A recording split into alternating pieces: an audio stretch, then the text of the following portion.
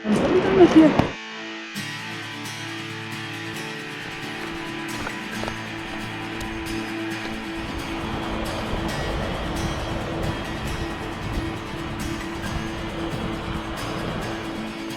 Buongiorno, siamo quasi arrivati all'attacco della Sforrata, il Corno di Grevo, e abbiamo dormito in Valle d'Amè questa notte.